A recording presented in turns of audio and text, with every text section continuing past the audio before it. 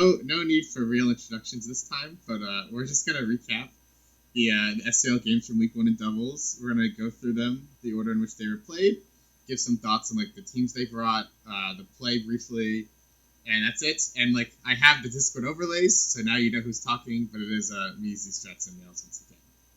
So I think we can. Oh, Oh yeah, you can say hi if you want. yeah. So we can get into the first set of games, which was Ninja for the Shoguns versus Joe UX9 for the TMs, and one of the most anticipated debuts in SCL doubles history, I'd say. And like, I think it is super super funny that Joe UX9 brought video call in doubles, like week 1. Absolutely, like he just went to his comfort zone right away. Like I do think Sun has been pretty popular in OSDT with like all the HO teams that are going around. Like I definitely think it is a bit viable, but also like out there because you have to rely on Venusaur for one hitting sleep powders and getting turns right. So like it's not a personal favorite of mine, but it's definitely like a viable team style, and he has comfort with it. So it seems like I don't know, like a strong choice from him. What did you guys think of Joe UX Knight's son?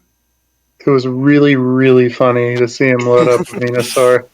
That's the main takeaway I had. Uh, yeah, I'll trust you on its viability. I just don't really have opinions on it. I think that it's got some matchups where it struggles, and but it like definitely has like pretty good anti-offense tools. So like if you hit the right, it's a bit of a matchup fish, but rolling up with comfort, it's like pretty reasonable. And Joe hasn't played too much of the tier, at least in like high-profile settings. Yeah, I think the pick was completely fine. It's not the most solid team, like most consistently solid team you can use, but it's definitely perfectly viable, and I don't think I got a bad matchup here at all. And it's like comfort pick for Joe, Yeah, as much as a comfort pick you can get for DOU. and then Ninja brought like a team that we saw bring like basically 3 times the same. Like Nails brought something very similar. I brought 5 out of 6 mons, And and then who yeah. else? QSNS brought 5 out of 6 mods as well. So pretty Oh, was that actually 5 out of 6? Yeah, I think you Like had I know Hunter didn't have cat, but yeah, other 5 yeah they had Keytrain over Cat, and you had Tyranitar over. over Zygote. There was one other Ensign Boomer Finny as well, right? Yeah, definitely like a pretty popular core. Like I feel like Incineroar, Rillaboom, Finny, Steel type, plus speed control, plus like strong ground type attacker is definitely something we've seen like a ton throughout the generation. I feel like even if this isn't like a known 6, I feel like it's pretty like common balancing structure for sure. And spoilers, it performed very well in week 1. It did indeed. So yeah, I like his team too, like overall.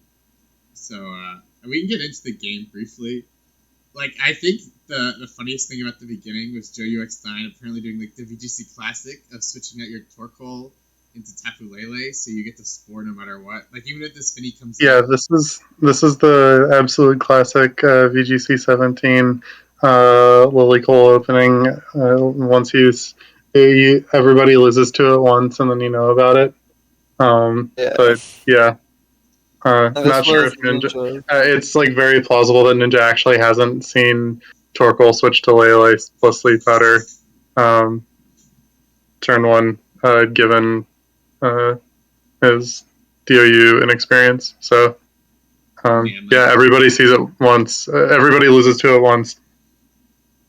I definitely don't think he did see it because I think this was always going to be Joe's play. You switch to Lele and you sleep powder or something. So you don't really want to switch in Finny at all because now you can't even switch in Train next turn. yeah, and it's like it's very likely that like the Mew is not Goggles or even like the Incineroar because you have Tapu Fini. So I think this is definitely a super strong play for Joe. And then like Yeah. he's doing pretty well at like this beginning of the game. Like running Sledge Bomb on Venusaur is definitely a bit sus. Yeah. I do want to talk about Yeah, that. This is the only thing I disagree with Joe's team choice is Venusaur having the Venusaur set. So Sludge Bomb is like very useless in DOU. The only thing you're really hidden is opposing Tapu Lele, which I guess is cool, but like just sleep it to be honest, because Weather Ball, Earth Power, and Grass Move is just really good coverage that hits basically everything stronger. And Yes. I think this Venusaur did not have Earth Power, which is something that you really need. And it would have been quite helpful in this game. Like, quite literally the next turn, I think. But, like, Joe's in a really strong position now. Like, Incineroar can't even really, like, fake out. And, like, unless you, like, bring the Finny in, but then you're still giving something a free turn. Like, Muse is sleeping useless. And then, like, Lele and Venusaur are super strong. But, yeah. But it might be turn 3 here, I think, is where JUX9 messes up really, really bad. He clicks Moonblast on this Incineroar, and so apparently it was a 62.5% roll to kill. So I think if he gets the roll, he kind of just wins, or he's in like a very, very strong position to win. But he does not get the roll, and then the Tapu Lele dies, and the game flips on his head. Like now, Also worth noting that with the Venusaur, I mean, I guess the Venusaur didn't really have much to do, but if Mew went for Tailwind, then I mean, Cat just gets to Fly Blitz the Lele anyway. So, pretty basically, he also just had a 50-50 on the Mew waking up or not. Yeah, that's true. I really don't agree with people saying that Joe got lucky, because you just weren't supposed to risk Lele that turn. yeah, I think you just have to switch out completely. Like you risk the Mew switching in and just not killing, and then now that one of those happened, like you're in a really poor spot without Lele. And if you just switch out, like I think you're in like a stronger spot overall and probably favored to win the game at that point. And then, yeah, I mean the cat's dead, and you just get to do Lele and Necrozma stuff. Yeah, but now I'd say like Ninja is definitely favored to the rest of this game. Yeah, the Necrozma is pretty useless. Just without having I mean, it's not completely useless, but it's it's like way less useful than you'd want it to be. Yeah, we do see the Mew clicks Trick Scarf here, which is a classic. I freaking love Trick Scarf. Oh my god, such a great set. And but I just wanted to mention it. But this next turn, JUX9 he just misses Sleep Powder and then kind of the nail in the coffin there. Like that's what I was saying earlier. Like you rely on Venusaur to hit your moves, and then when it does not hit Sleep Powder or gets bad sleep rolls, like you're kind of in danger at that point. Yeah, I mean, he got the average sleep turns from clicking 2 Sleep Powders, which is 3 turns. It's like not a super helpful way to analyze it, but it's because like he wouldn't have like it's just it's rough and for Joe, but yeah, it's Yeah, I mean that's what you accept like when you play Sun, and then like his Venusaur just dies. Oh, is that's like a decent amount of special attack investment, right? On the Mew, like I remember Venusaur living that, I think. Yeah, you'll see how much it does to Torkoal later in the game, and it definitely has special attack investment. Yeah, I feel like if you're running Psychic, especially on like a yeah, you want to be able to kill Urshifu. Yeah, which is 176 special attack. Close enough. Yeah, like uninvested Mew to Venusaur does 64 to 76. So wait, that was like what item was the Mew of that? What did it get from the Venusaur? It was a Sash, right? Yeah. Yeah, 252 Psychic still does 96 max to Venusaur. So that was like modest Mew getting a high roll. Dang, that's actually absurd. Wait. Why is it yeah, like Mew? Straight up modest max Mew still is only a 5 and 16 roll to kill. What the hell? I'll drop this calc in text or voice. But yeah. Holy, what the? Hello? Yeah, no, that one just didn't occur to me until right now. But that roll is it looked a little funny, and I didn't realize how funny it was. So it had to be max special attack modest Mew, and it was also a 31.3% chance to kill. That's absurd. Even with it being max modest. I was like, oh, it's timid Mew with like 164 to carry Urshifu. Oh, it gets Venusaur. like Venusaur's frail, but apparently Venusaur is not specially frail. That's a fat mon. Yeah. Psychic is not supposed to pick it up. That's absurd. Okay, that's some funny business right there that I didn't appreciate on the first watch through. Okay, Yeah. I might have some problems with Modest Mew, not gonna lie. Like, Yeah. that's like It worked. But it works, so I don't know. I mean, I guess like your scarf anyway, but like, dang, that is hilarious. That is mad sus. That is. Yeah, because that speed tier is huge. Yeah, like you want the Mew to be able to trick something and then also be able to psychic the Urshifu and not get surging strikes. And Yeah. maybe the Urshifu sees psychic and just believes you, but what if your opponent is like running calcs and they see, wait, this Mew did 10% more than it's supposed to, I just get to attack it.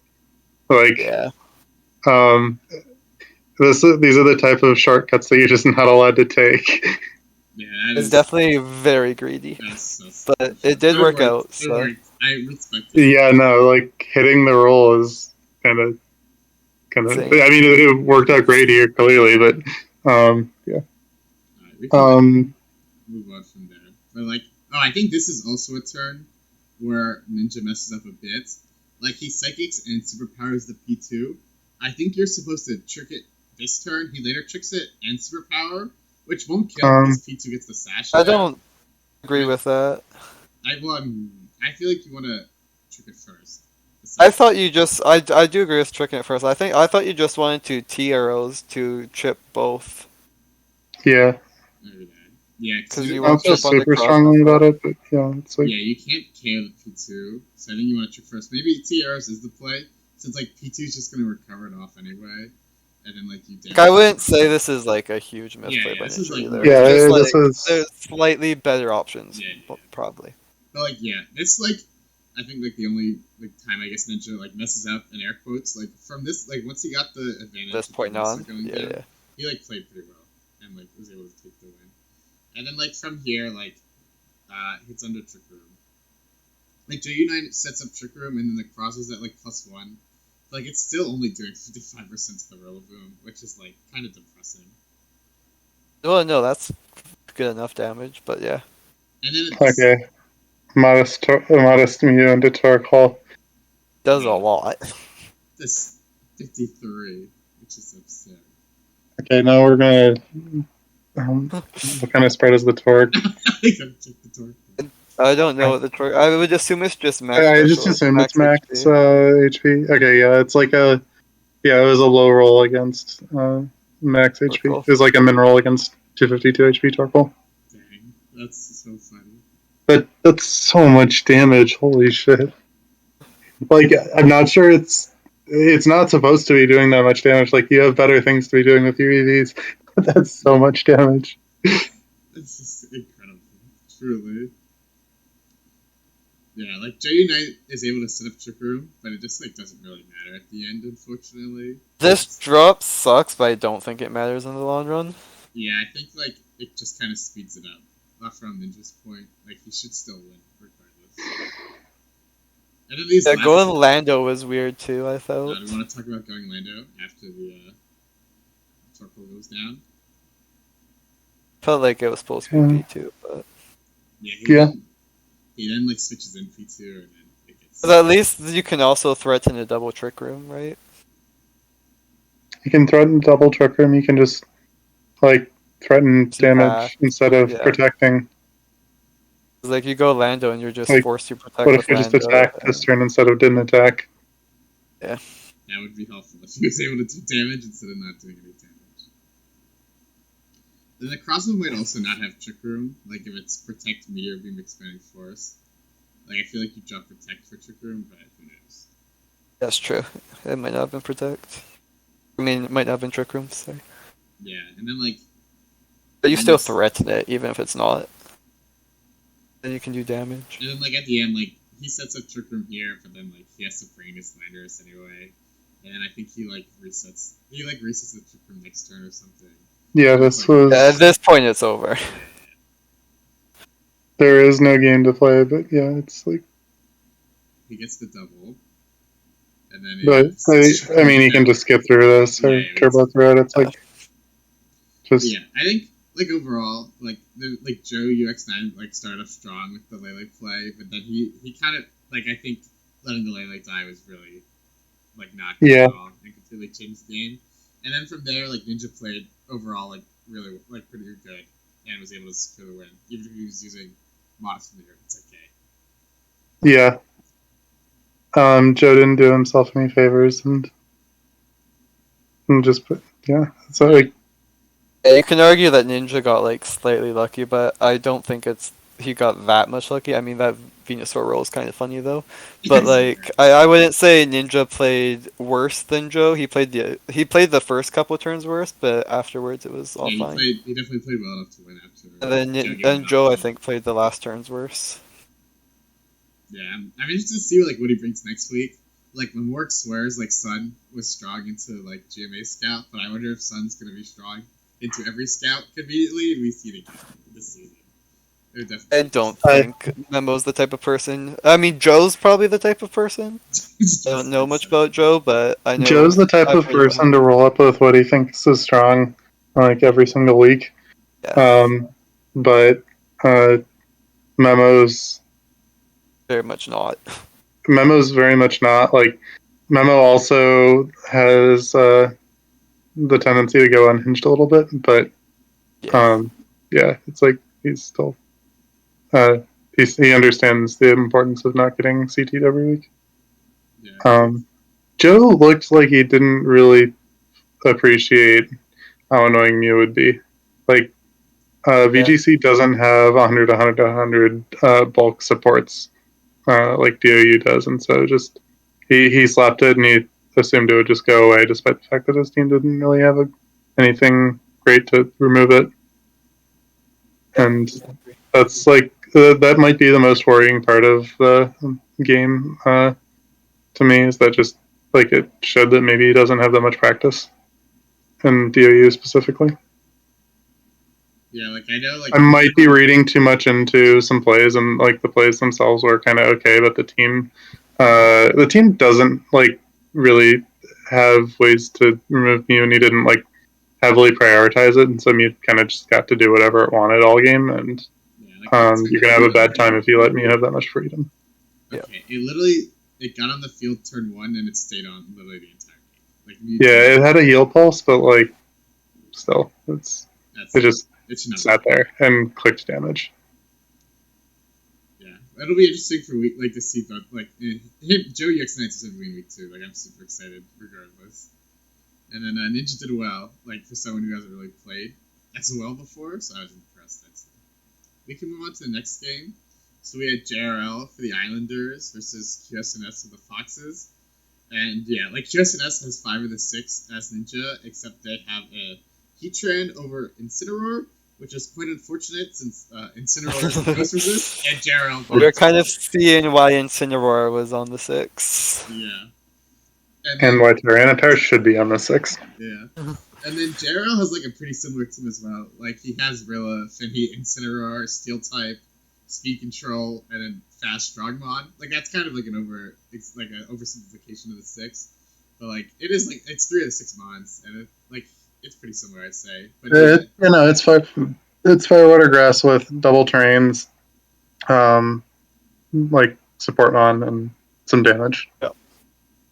yeah, Some form of speed control mon. It seems to be the core of choice. Yeah. At the moment, The core to beat.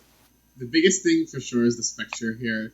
Like QSNS does not have a ghost resist, first off, and second, like I think their team like it definitely relies on Mew to provide speed control and like general support, but like Spectre staring it down is definitely a bit scary. Yeah, for sure. So we can get into it, or unless you have something else you want to say. Oh no, it's just it really doesn't have a ghost resist. Yeah, Okay. and we are really gonna find that out. Yeah, Gerald just like leads. And then the first thing I think we see that's interesting is that the Spectre is Grassy Seed, which well, like it's not a completely new thing. Tenzai used it earlier, and he posted it in the Team Bazaar, I think. Yeah. So it definitely has it's had its time in its spotlight before. Yeah, but like right away, like the Zygarde and Rillaboom are at -1, Spectre's at +1 defense, so it's like in a strong spot already. Yeah, and then it turn 1 slams that protect button. Which made no just by looking at sense. 2 intimidated physical attackers, and Yeah. I was like losing my mind here about what are you doing? like Gerald Deal damage. had such a strong lead there. Like that's where you click your ghost move. Yes. Turns out it made sense because of the set on the Spectre, but I don't know how much we want to. We're probably trying to do like relatively high level analysis, so I don't need to prevent I spoilers. still don't think with the set it was you were supposed to press protect. Still probably weren't, but it makes some amount more sense. But yeah, that is like your free nasty plot turn. Yeah. Or even just like clicking Shadow Ball.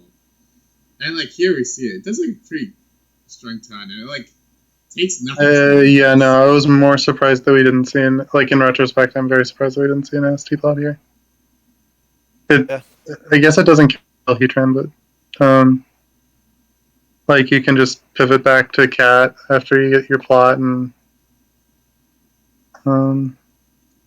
yeah, and then Gerald protects again. Like this dude is not letting us. No, I think the protect there is fine. Yeah, the protect here is fine. Like you don't want to get owned by Heatran. And then crit flamethrower, which is annoying, but then Gerald gets skill post and he clicks nasty plot, and now the Spectre is big danger, like absurdly huge danger. Yeah. And yeah, it's just I mean it's staring at a team that can't really deal with it and saying I have stats, what you doing? QSNS's team, like I think the only thing that speeds it is this likely Scarf Genesect that is doing less than half. That's gonna actually do like nothing without the crits. Gerald has like Intimidate for like Rillaboom and Zygarde. Like you can't set Tailwind because of Spectre. Like Gerald is in a dominating position right now. Yeah. Also amusing that it's a Scarfini, but that's just kind of a footnote. And like the double is relatively forced, but it's all like there's also the switch to Cat, and it's just really tough to respect the damage that Spectre is presenting, and also the switch to Cat. Like you just have to get your call right. I mean, even if you do get the call right and you turn the Cat, which you probably should, I think it's relatively like the obvious play from Jarrell. He should always do that. Like, what do you do next? Like, there's really nothing. You turn the Cat. You switch Genesect to Finny probably, and you turn back into Genesect. I don't know. It's so doomed. Yeah, like this team just Heatran dies to, or maybe you go to Zygarde, Finny, Zygarde. Like it's doomed. Spectre hasn't been like a common mon before SCL, but we saw a lot of it this week. Probably because teams like SNSs have become relatively popular, where it's just like they're just not running Ghost Resists, Spectre just does so much to pressure the type of offense that just don't run Ghost Resists. Yeah, like in this as you can see from this game, there's just game, nothing. It's just kind of over can be at done. This point. Like there goes Genesect. Like Spectre's up +3 now. QSNS U-turns into Zygarde, but like the team. This game's over. The Heatran really needs to be an Incineroar to have any chance in this matchup. There goes the Zygarde. +4, QSNS U-turns, and then just clicks the X-Men and Gerald. Spectre deals no damage until it gets a horse boost, and then it deals all of the damage, and it's just it flips a switch. Once it gets a plus, like the nasty plot, if you're not picking up the KO and like getting it with tempo, it's still not like game winning. But there's something about the +1 with horse boost that it just game over. It just snowballs the game. Yeah, it gets like these like QSNS is like a pretty balanced core. Like not only like it's like kind of slow and like it's got like real infinity center, but also like they do rely on you for speed control. But like Spectre just owns that. So I think like it's just like Spectre. It's like an absurdly good call from Jarrell this week, and it just like it literally just won on freebie basically. Like Jarrell did a good job like supporting it, and like QSNS just like could not do nothing. Like no, it was well piloted from Jarrell. The the bot put in the work, and JL did not throw the bot's free win. Yeah, very impressive showing both prep and play-wise from the Islanders. And then poor QSS, just like couldn't really do anything. I think like the Heat train is probably suspended in Sonora. Or like perhaps the train is supposed to be a cat, but I assume they had reasons for it, and the reasons were not good enough to make up for the fact that they got very punished for it. Yeah, we'll move on to the next game. They should bounce back. Yeah, I think they'll be okay. Just they got caught. It happens.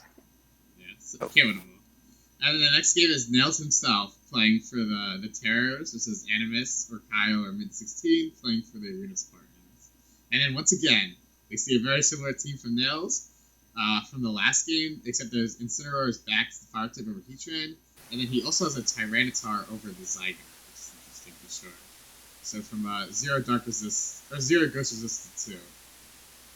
And then, but like this team, I think is pretty good with like all the variations. Even with like the different variations, I think it's a pretty solid core for sure. Yeah, I've played it a lot. It's a very solid team. Yeah, and then Kyle has like a somewhat like he has like Porygon 2, Rillaboom, Volcanion, Dragapult, which is like a pretty solid, I'd say 4 on semi-room structures. The Urshifu is definitely a bit more interesting, like double water. Like I think usually you'd see like maybe a Landorus there. I'd say, and then the Zeraora, like, rounds this team is, like, another fast mon to provide support. I can't build P2 to save my life, unfortunately. It's just, like, a fatal flaw by existence. But, like, Porygon 2 is super, super good, for sure. And I do think, like, Semi-Room is kind of strong. Like, Volcanion, like, does, like, a lot of, like, puts in a pretty strong work into Niels' team, I think. Yeah, it's... I don't know who's favorite here. I think they both have tools against each other. Like, Finny, Rilla, and Sin is just an insanely strong core. Because Incineroar intimidates and fakes out all of the Finny threats. And it's just hard to deal with CM Finny with fake out Incineroar. But, like you said, the Animus also has lots of tools for Nails' team. It's a very interesting review. Yeah, like, you have a Rillaboom and Zeraora primarily to check Tapu Fini, but they get intimidated. And then, like, I guess you have the P2, but that gets combined again. So it's a pretty strong pair for sure. What are your thoughts on preview, if you don't mind saying? There were a lot of threats on Kyle's team that I didn't want to see. Urshifu, for sure, yeah. is annoying to deal with.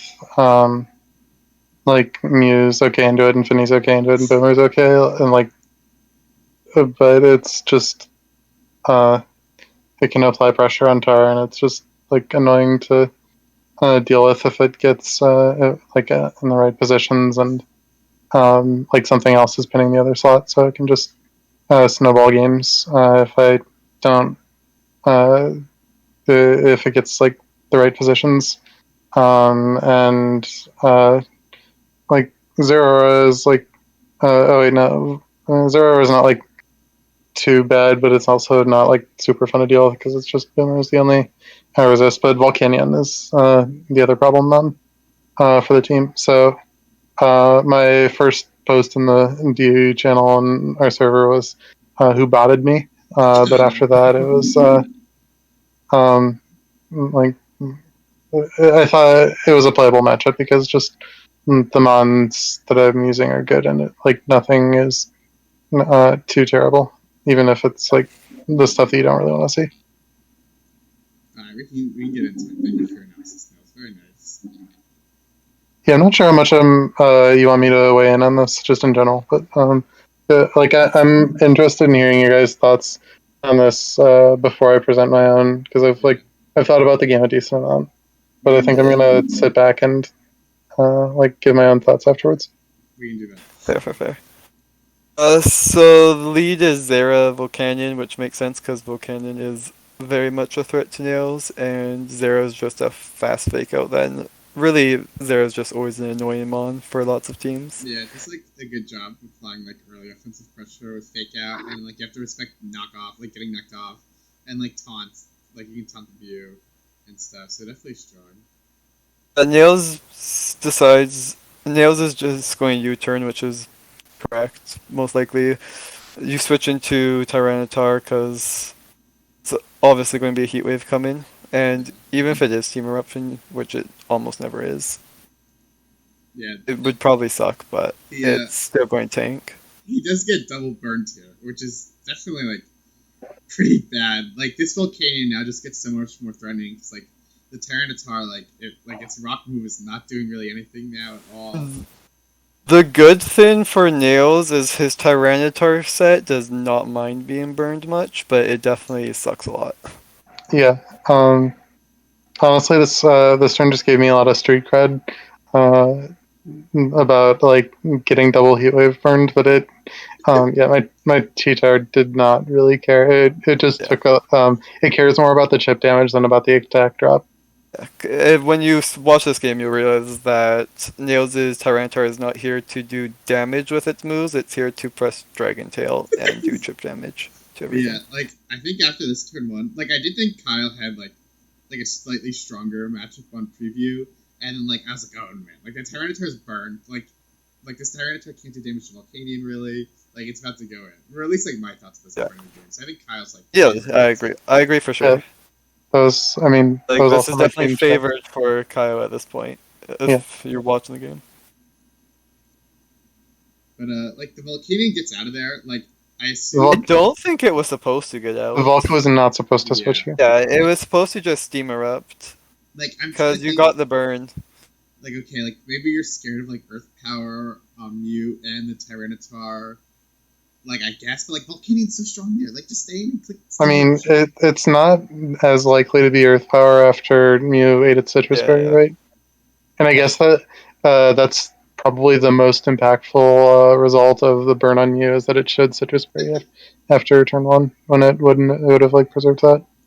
Although I guess it would have been able to have its Citrus knocked, so I could argue that ended up favorable for me. But Yeah, so um, he gets out of Whatever, I there. think. He's able to prevent. Also, we're gonna see in the future that this Canyon is not Boots, so he might have taunted the wrong Mon here. yeah, I think Kyle just wasn't sure what to expect from Tyranitar, and like That's probably the moving case, yeah. forward, he just really got caught out by like he'd never seen Dragon Tail Tyranitar before, and had no clue what to do against it. And he like just kind of had a deer in the headlights type moment, and it's not like it's like a reasonable thing to happen as a player. I'm not trying to flame it. It's just like Yeah. and I mean, you can tell me if that's like if I'm wrong about this, but that was just my I take. think not expecting Dragon Tail is fine. I think Dragon Tail is a very Yeah, no, new type of set, it's but fresh deck for this game. Like it hasn't. Rocks is definitely something you should be considering. But I Yeah, also get that it's fair to just tunnel vision. Okay, this Mew is Mew. it, And it you want to wants to taunt the tail Mew. end. It wants to do evil Mew things.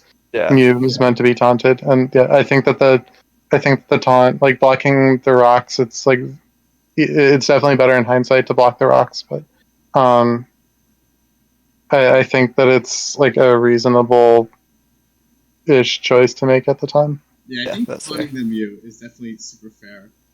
I think switching out Volcanion is less good. I guess like maybe he is scared of like CB Tyranitar clicking Stone Edge.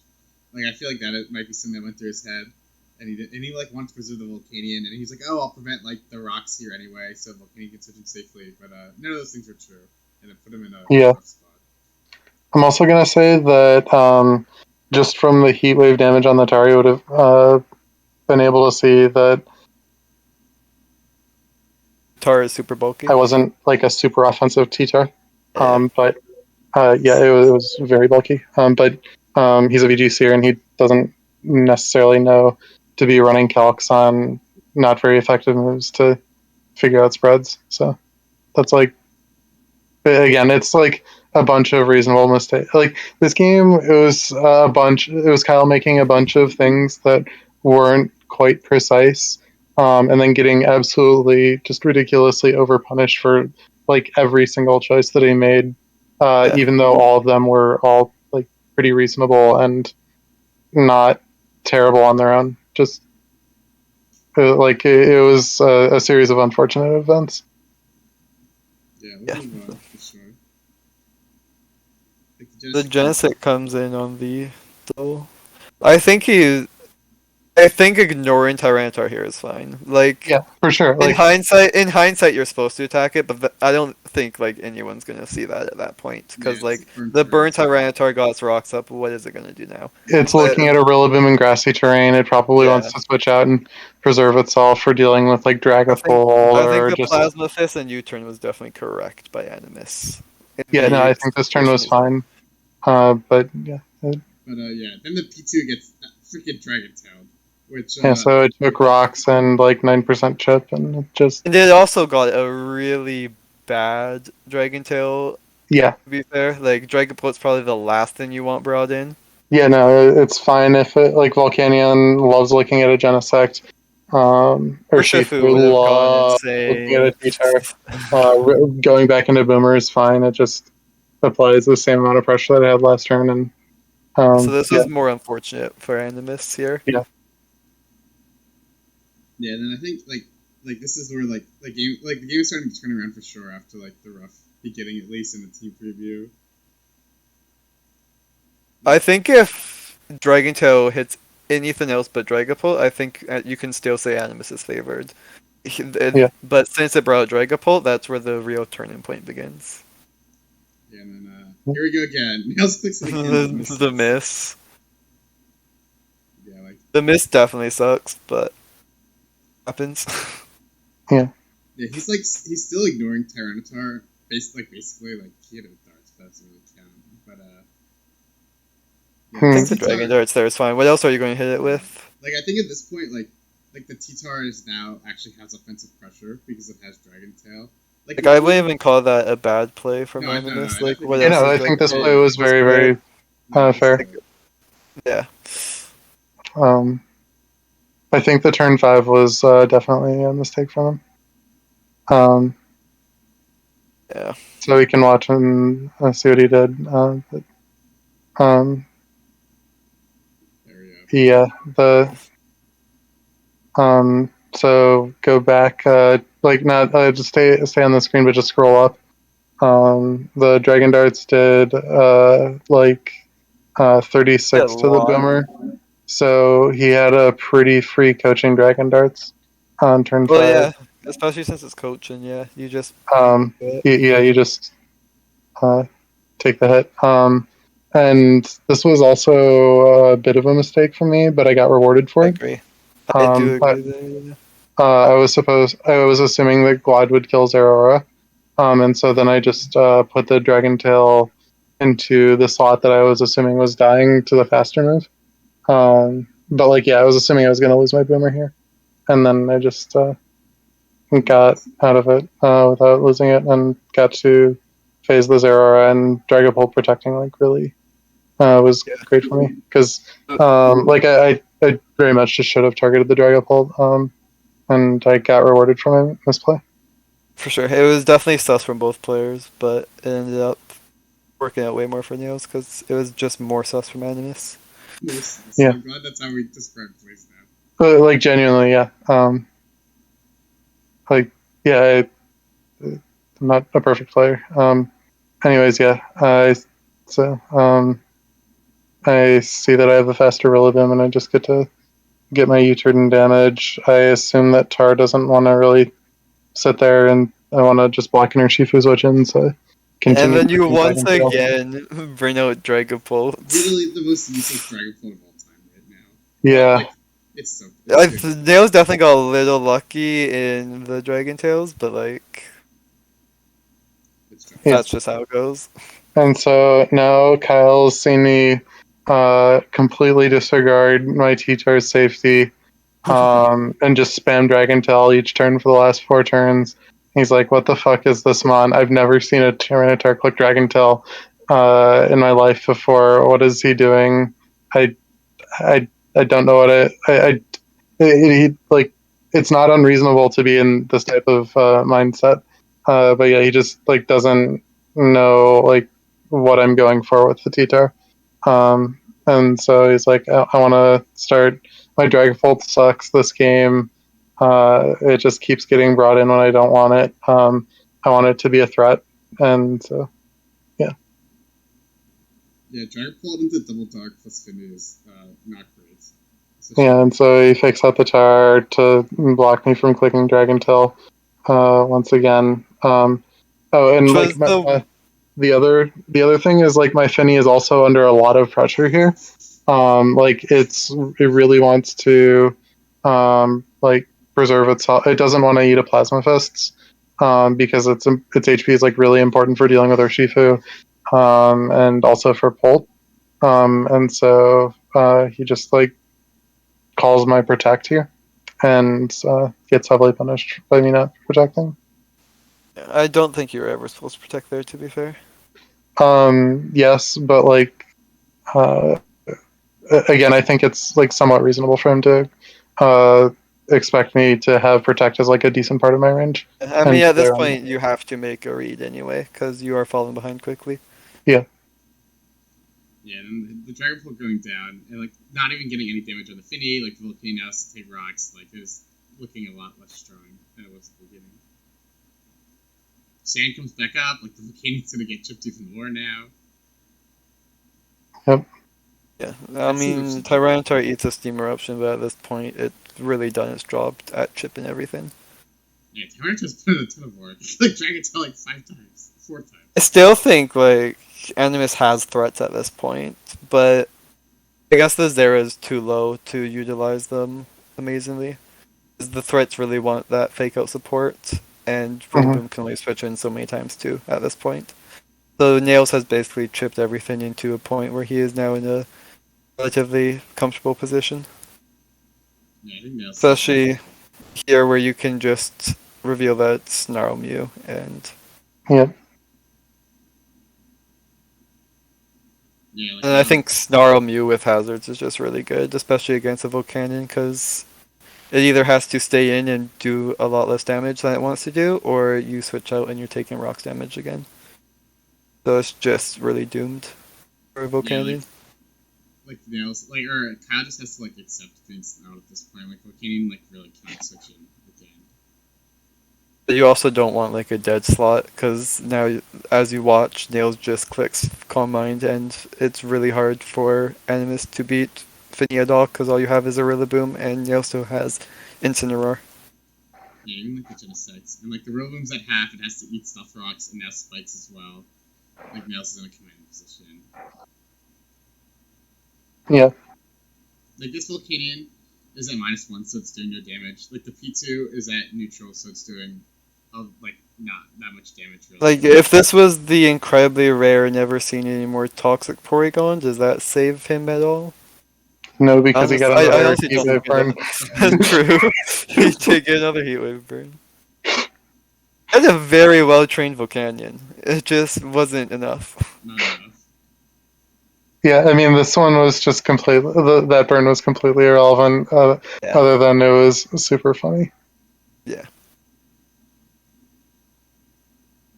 Like at this point, like 70%. Like it's rough. And then yeah.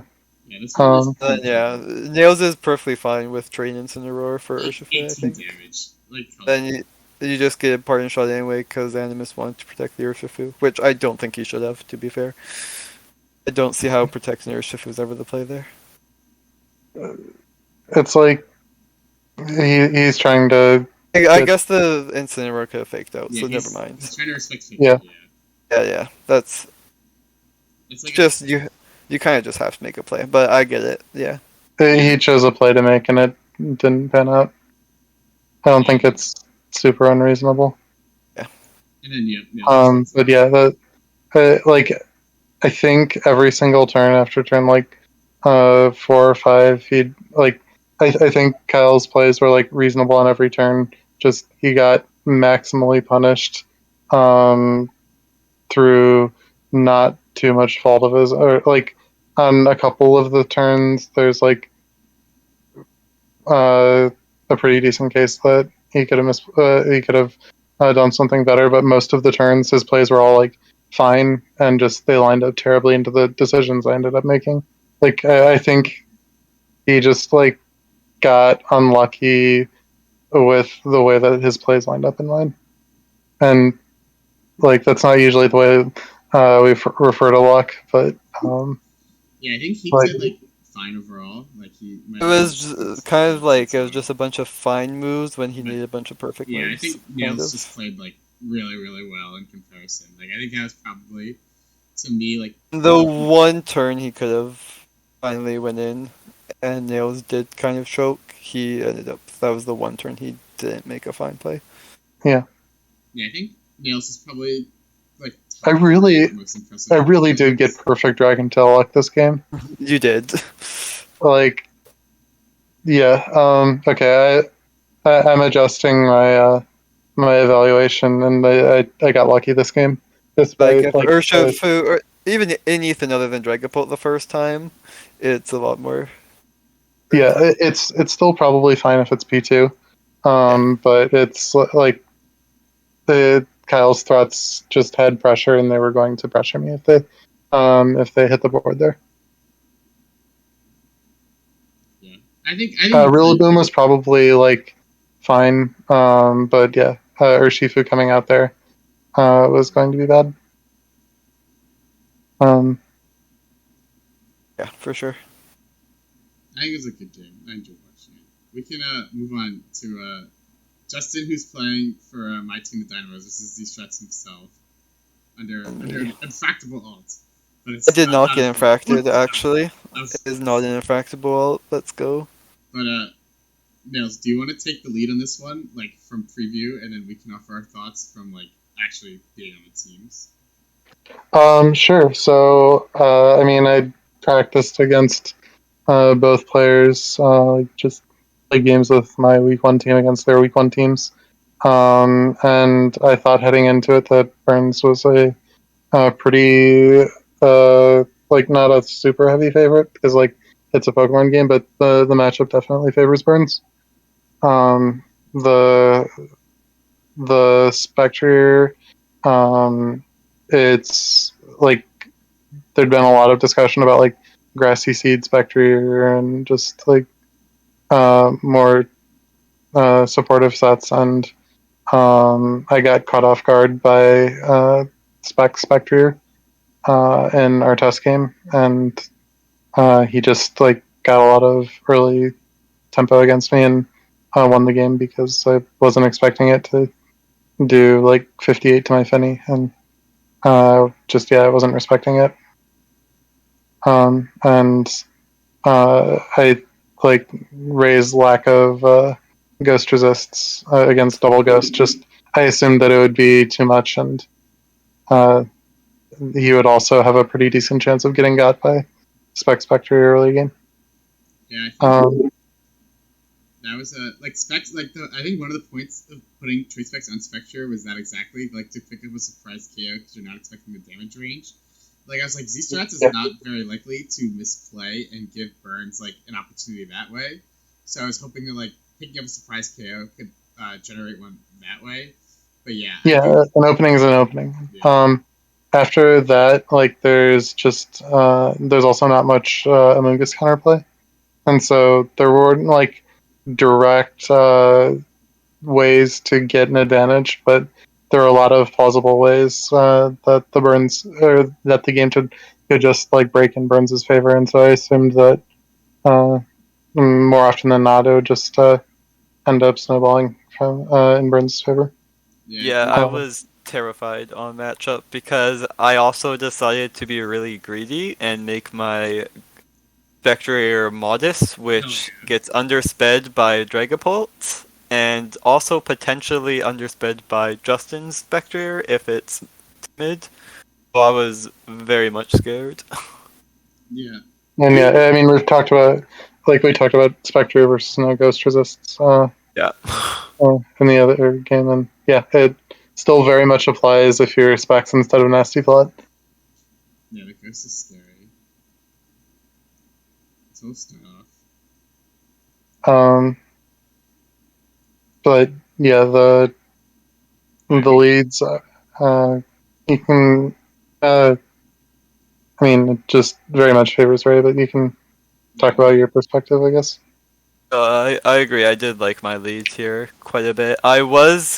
I really wanted to protect Heatran here. I really wanted to. I did actually see Mudslap coming a bit, but I can't protect Heatran here because if it's Will-O-Wisp Spectre Air with like Dragon Dance Dragapult, then I just get fucked.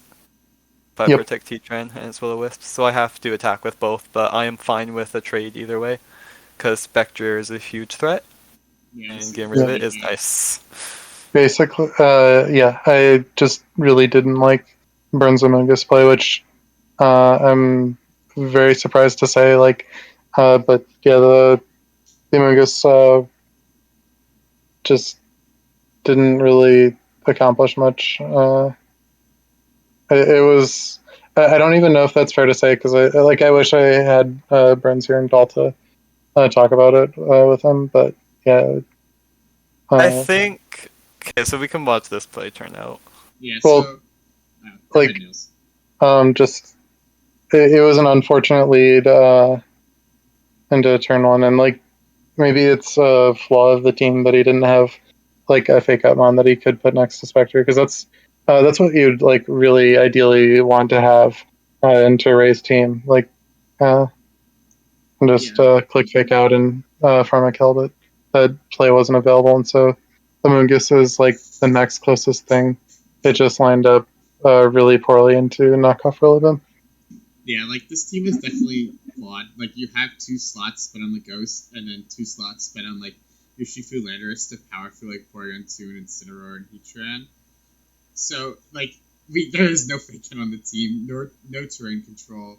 So it's definitely a bit sus at points. Like Amoonguss is really your only support with Rage Powder, but it doesn't Rage Powder against knockoff Rillaboom, unfortunately. I do think on this turn, so like I do think Z-Strats is using safety goggles on his fire type. Like that's what we did like all of last year. So I like think that like being able to trade the Spectre for the Heatran, like yes, there's no Ghost Resist, so of course you want to keep the Spectre, but you do get rid of the most likely safety goggles bond. So like at this point, Amoonguss is looking pretty strong at the very least, like score wise. Yeah, Amoonguss. Yeah, I think it's like a reasonable trade. Spectre is your main like trump card in the matchup, so it's unfortunate to give it up. But it's like the trade itself is fine here. You have to start clicking Spore though. Yeah, I think this is definitely the biggest mistake Burns made overall. Is that he clicks Energy Ball and not Spore. I get why he thinks I'm Goggles Mew, and I knew I had to play it. I had to bluff Goggles Mew. That was my only out against Amoonguss at this point. Because if you do look at my scout, I in Life or Heatran for my past like like in OSDT. Every OSDT game was Life or Heatran. I did not run Goggles Heatran, and I have run Goggles Mew in OSDT a few times. So I can understand him thinking it's Goggles, but even still, I think you're either supposed to Spore or just switch out the Amoonguss because Energy Ball doesn't accomplish much until you see the drop that comes here, which did let it accomplish something, but it wasn't supposed to accomplish anything. He got gifted a drop here, and the drop, it basically bailed out his play, much like my Energy Ball bailed out my play against him so many years ago in my rain game against him. I think like expecting me to be Goggles is completely fair. I think you just click Spore anyway, regardless. And like, even if you don't press Spore, because like a Spore into a Goggles can really be a momentum sap, you should switch out. Like Energy Ball just accomplishes nothing. Yeah, it accomplishes something if it gets a drop or a crit, and it got a drop, and so he basically got gifted a kill. But with that said, he very much had to switch the Amoonguss out here because like just wasting a turn on in a game that's like this tempo heavy just is unacceptable. Like the turn 2 wasn't very good, but he got the drop, and so it ended up being okay. But it was still kind of sus.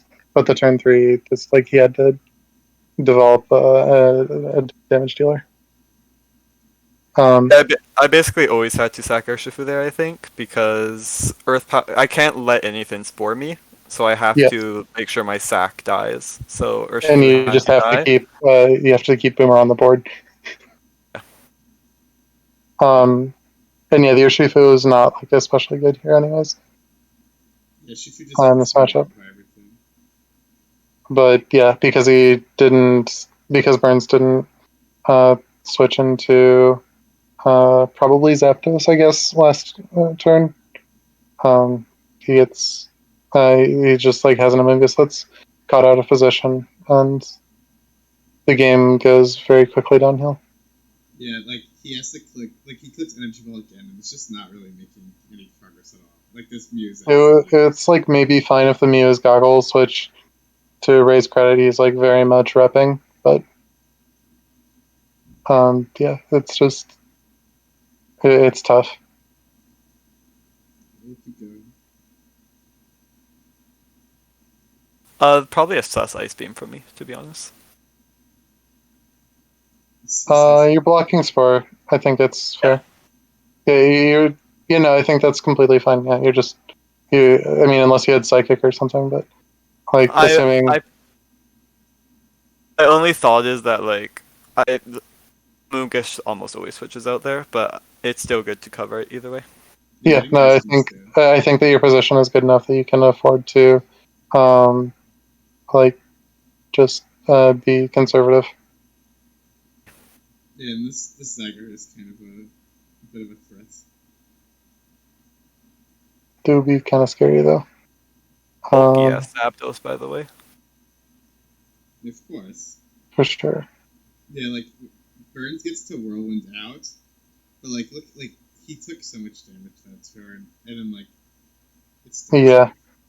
like the Zygarde definitely comes a ton, even if he gets. Urshifu presumably did not have Ice Punch. Correct. Okay. Yeah. And yeah, Yeah, like Ray just is like developing his thoughts here. And he does a good job, like preventing our free Tailwind turn with bringing the Whirlwind to fake out pressure, or just glide pressure the Urshifu. Yeah.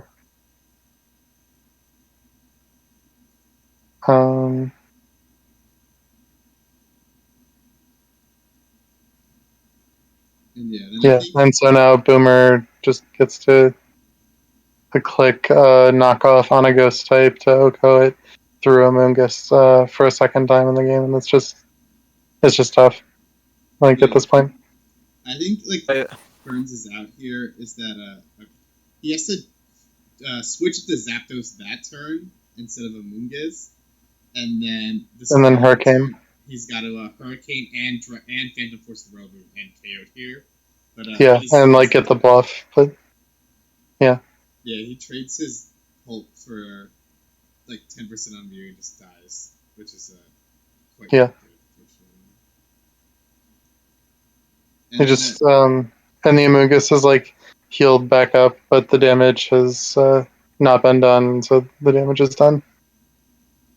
Especially when I revealed the surprise. Yeah, Amoonguss gets like this turn. Like now it's over, unfortunately. Yeah. Like, Zapdos is dead. Amoonguss is useless. Like Rillaboom or Landorus and Urshifu are both in Rillaboom range and Spectre range. Super sus glide from me, to be fair. It's the last turn of Grassy Terrain, and then Landorus will be able to live. It'll like be able to live a what's it?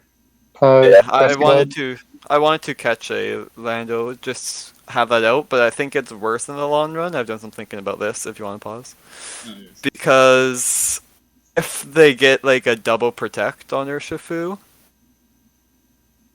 then my Spectre goes down and I'm in a bit more trouble. Or if I just U-turn into Zygarde, I have a Shadow Ball the Urshifu and Dragon Dance Zygarde.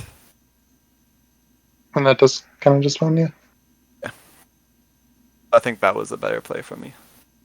Burns, to his credit, sees the Aqua Jet crit line, and would have been in Rillaboom's still in a phenomenal position, so it probably Yeah, my doesn't Rillaboom really. does just kind of clean at this point either way, though. So But it yeah, probably didn't matter either way. Yeah, like knockoff Rillaboom was definitely annoying. Like going in, like that's something we weren't like especially thrilled to see. But it's also like probably like the most common forfeit at this point. But like I think you definitely played very well overall. Like your Rillaboom ends the game with 100% and knocked off both our ghost types and KO'd them. I think it caught like a lot of kills. Yeah, like My Rillaboom went overtime that game. yeah, I think you yeah, just no, Boomer went crazy for sure. yeah, I think you played really well. Like you called out some of Burns' more passive plays, like protecting the Landorus, Phantom forcing into the Spectre slot, and you punched them well. You bluffed the Mew, safety goggles extraordinarily well. Like if Burns clicks Spore, like it's a completely different game, I think. It's But probably it's very much in Justin's favor if he yeah, clicks for. but I think Burns messed up a few times, particularly with like how he was playing Mingus and it just putting on zero offensive pressure. And you played very, very well, and you outplayed the matchup. So good job, I suppose. Good job. Thank you. Yep. But, I don't think I have anything else to add. I think that's all correct. Yeah, no, just really well played by Ray.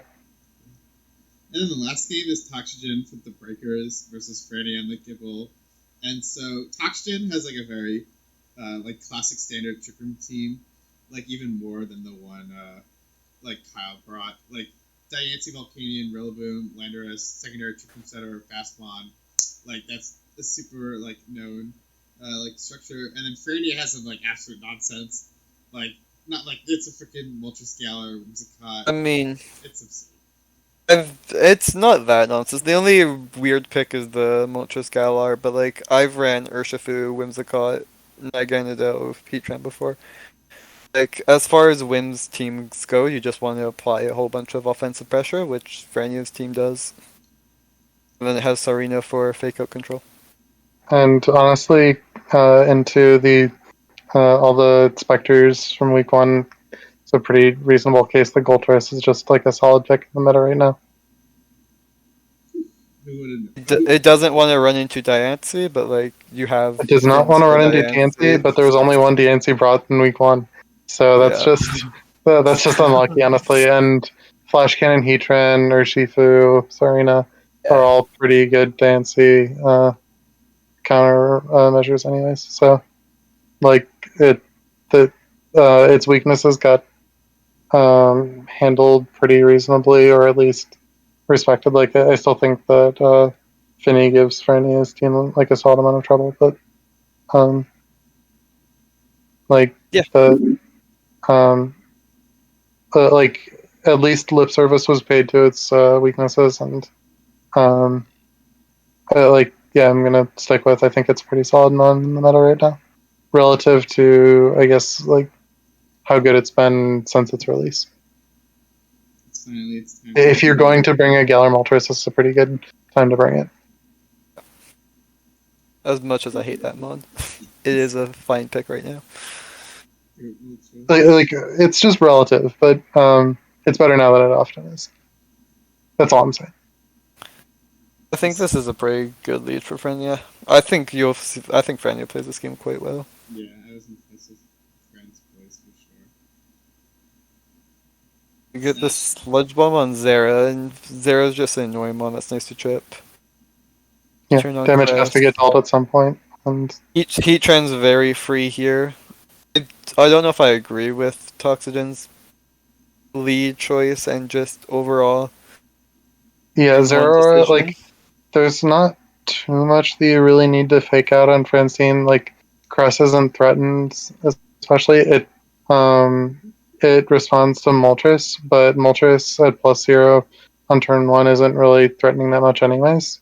Was there like maybe it can taunt a taunt or something, or like taunt a Whimsicott, but maybe he led it just because it deals with Moltres for Cress, but yeah, like you're just allowed to tank a Fiery Wrath. You don't have to. You don't have to respect it that much turn 1.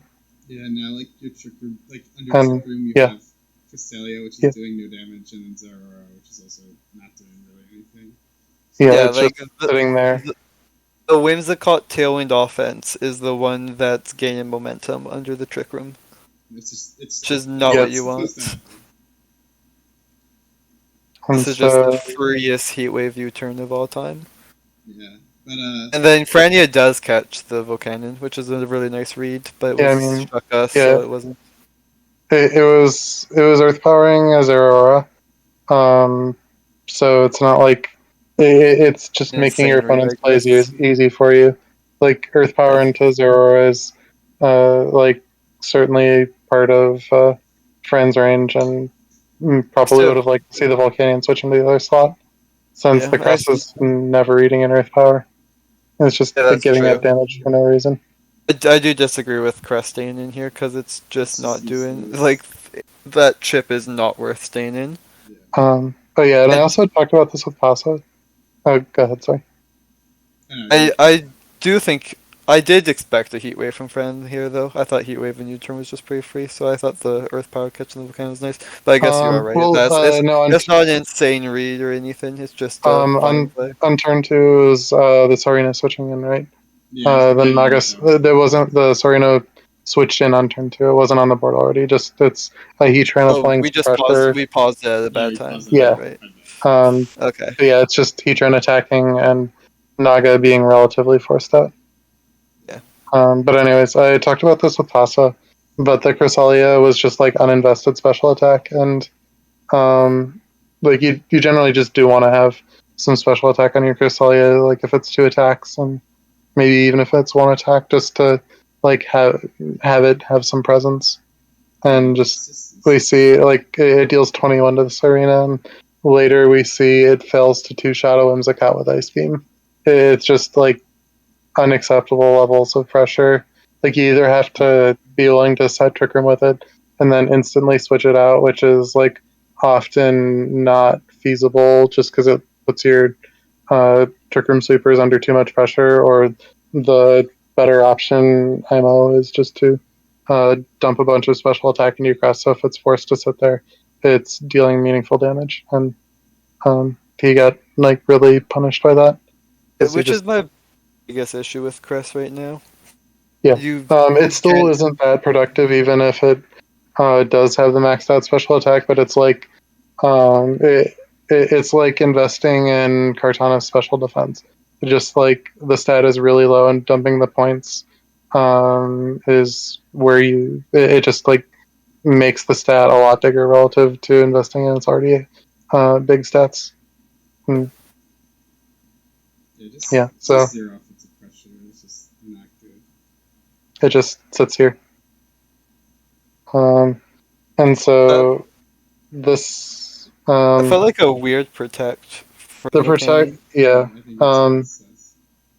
It just didn't respect Fran's ability to switch to Cot, and also like didn't get enough value out of his Trick Room turns. He doesn't want to take the Power Whip because it's just taking damage, but um, he wouldn't have been pressured into this play if he hadn't switched Volcanion into an Earth Power already.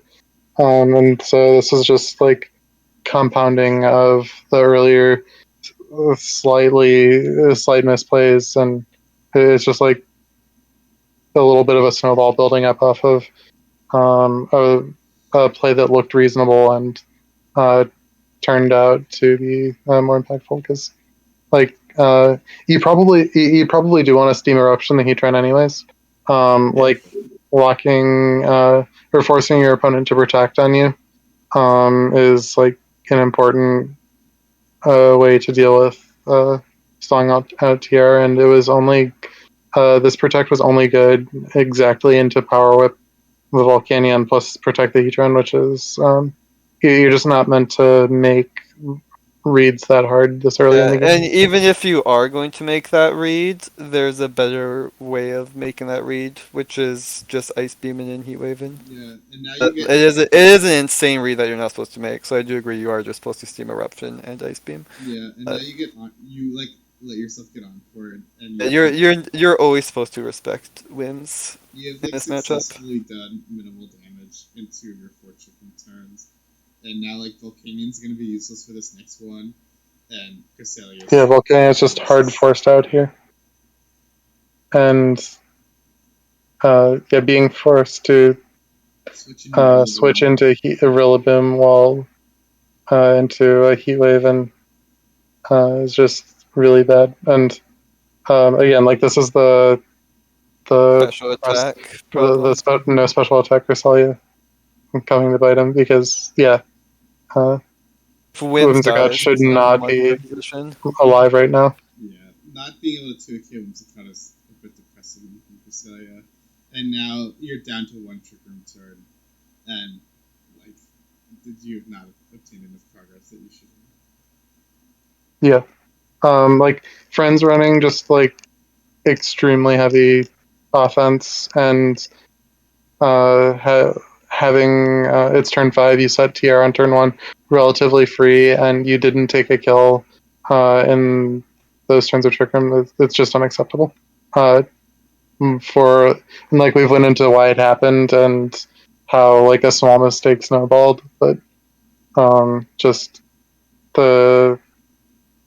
it's like a little bit of gameplay and a little bit of the team not exactly doing him some favors, I think, that just resulted in Pasa getting just not anywhere near the amount of pressure that he should have out of his Trick Room in this matchup. Because like Friends team should fold the Trick Room. Yeah, like I am not like the biggest fan of Frenia's team. Like personally, like his offense, like it is like definitely like viable for sure and a respectable pick, but like it just gets kind of dumped on by Trick Room. Like he was able to survive once, but like he probably shouldn't have. But yeah, unfortunately, Pasa just could not take advantage when he really like had to and should have been able to.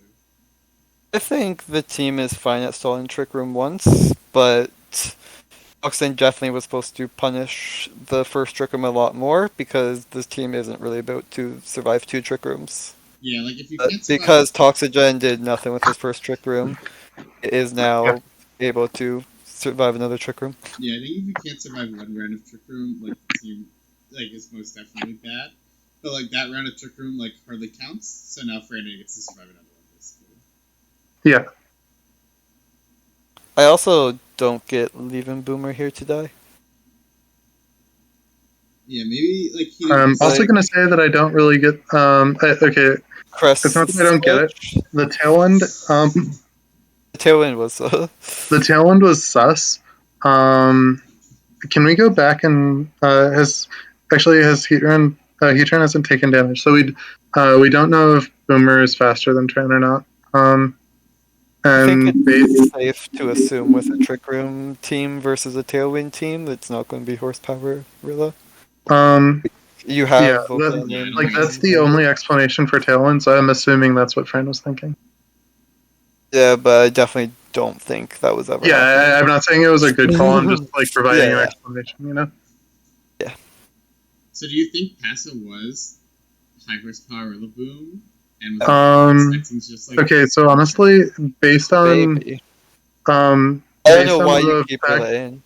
Like I want to like just go a little bit into the psyche. The fact that he clicked Ice Beam U-turn kind of indicates that he thinks Heatran is meant to switch out there, which honestly does kind of give me horsepower vibes. This might be just me reading way too far into it. I think horsepower on this team is insane, but you might be right because I also don't see why you like the Ice Beam U-turn is just insane if it's not horsepower, you know? Yeah, and it's also insane to just leave Rillaboom in, I think. Yeah. If you aren't so I'm actually gonna make the call that like this isn't something that I'd necessarily be able to pick up on in real time, but just talking about it, I think that it has a decent chance of being like turbo horsepower Rillaboom because or maybe he's doing a really good job bluffing it. I don't know. Like that makes sense though, right? Like you wouldn't Ice Beam U-turn if you wouldn't think that Heatran was going to plausibly switch out there. He's playing and I also don't think you stay in if you think that the heat trend's just going to outspeed and heat wave you anyway. Yeah. Because I get not expecting tailwind from Whimsicott. Like, you think you're getting your surprise kill here, right? Yeah. That's why you stay in. There's no other real reason why you would stay in. Yeah. I mean, Maybe you can glide to Whimsicott, but that would be kind of weird. yeah. And so honestly, I think Fran just picks up on that, and the tailwind actually might have been really good, even though on the surface it looked really questionable to like Toxin is not like hard TR, but he's relatively hard TR, and in this matchup Yeah. is hard TR. So I think that the tailwind to dodge a turbo boomer actually was like a really sick play from Fran that I would have like just instantly question marked in Hestor's chat. I agree. Um, I did not pick up on that until we started talking about this. yeah, I mean this is just like doing a deep dive into the games. Yeah, I think Franny has like played pretty well overall. Yep. Yeah, no, that play made no sense to me, and no, I think it was actually pretty sick. Jeez. It just secured the kill on the Rillaboom, given that he made that read. Yeah. And so, yeah. He has to stall out his own tailwind that he made for like a micro reason, but that's fine because he killed a boomer with it. Yeah. Now I really want to ask Pessa and see if I hit this read or this analysis. Because it's certainly possible that I'm just talking out my ass, but No, it makes sense. So I think it makes sense for sure. Like, if it's not, then I think Toxin just misplayed. oh yeah, definitely. But if it is, it makes sense. Like everything. Yeah, like there's multiple turns of evidence that and like some pretty reasonable psychology to get to this. Okay. Yeah, so now Toxin is under Tailwind again, or under Trick Room and opposing Tailwind, but Franya again, we just see makes all the right reads. Yep, there's one turn of doing nothing under Trick Room.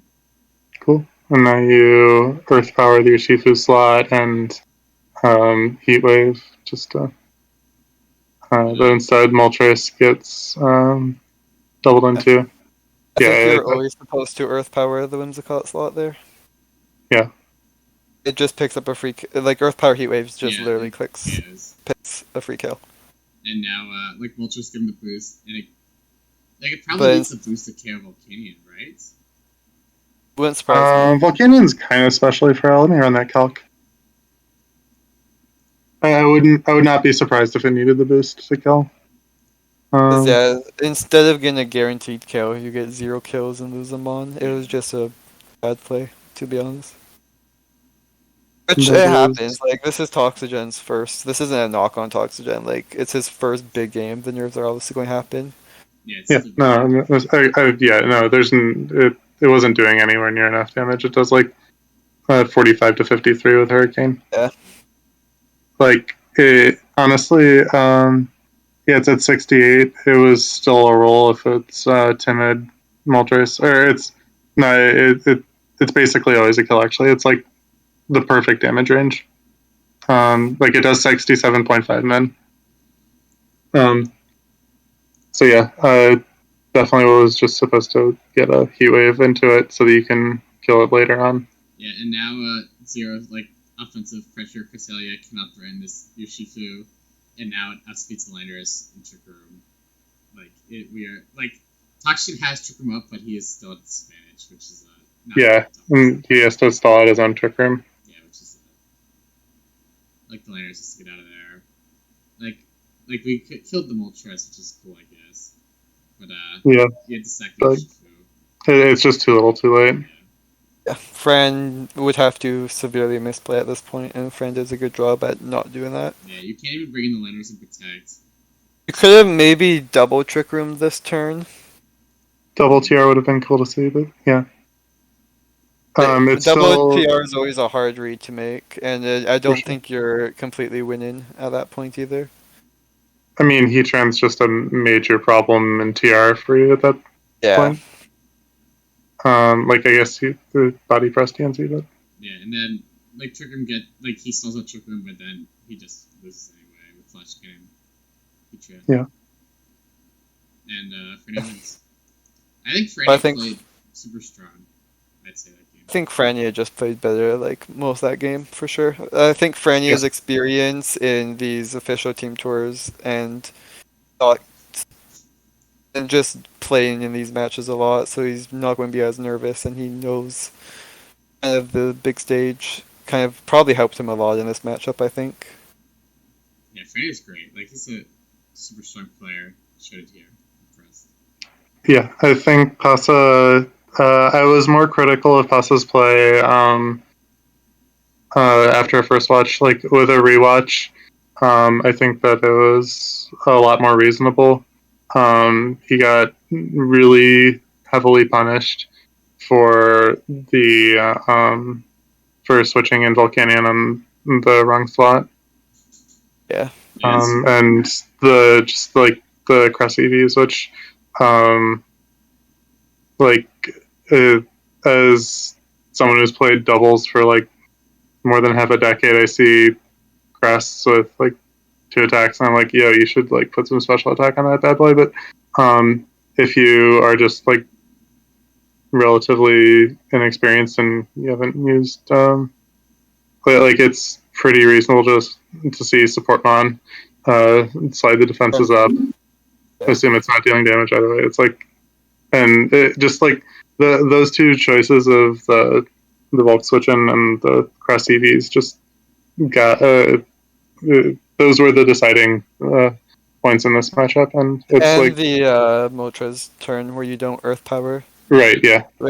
That was the big one too. Yeah, I think like in Toxgen and Kyle's games, like they didn't really play poorly by any means. They're just misplays got punished a ton because you're playing against Nails and Freddy and SCL, and you're not playing in season glory. And like honestly, just I don't even think it's just like bad luck to have the games break that way.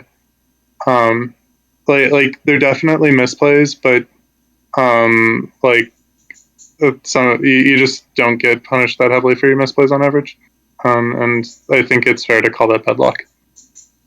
We are reinventing the definition of luck in this. I don't know if I It's love something the outside of viewpoint, your but control I that- understand the viewpoint. It's something outside of your control that has like it does not always have the same amount of like repercussions, and you just happen to get owned by it this time, and like it's very plausible like looking at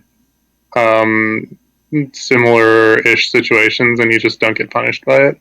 Like you can run a bunch of test games and that is not like you just win anyways, or like you lose but not for those reasons, and it's tough to like just happen to run into your opponents running the team where those are the issues those issues are what end up getting you. And so it's like tough to like learn your lessons like that, where it's like, oh, okay, I guess I'm supposed to like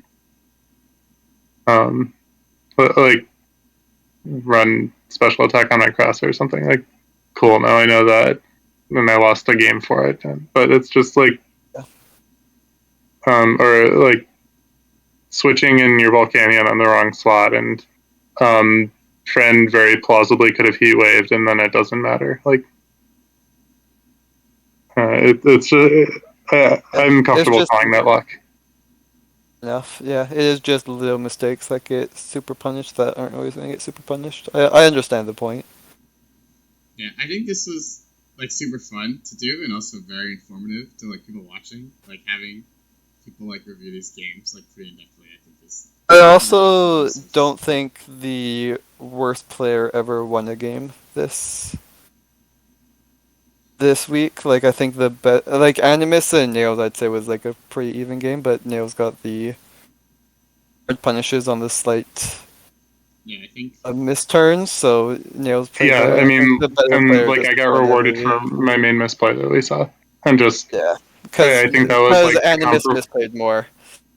Yeah, Kyle misplayed more, but like I think he had a little bit better matchup, and I got like some He did rolls. get lucky with the Dragon Tails as well. Yeah.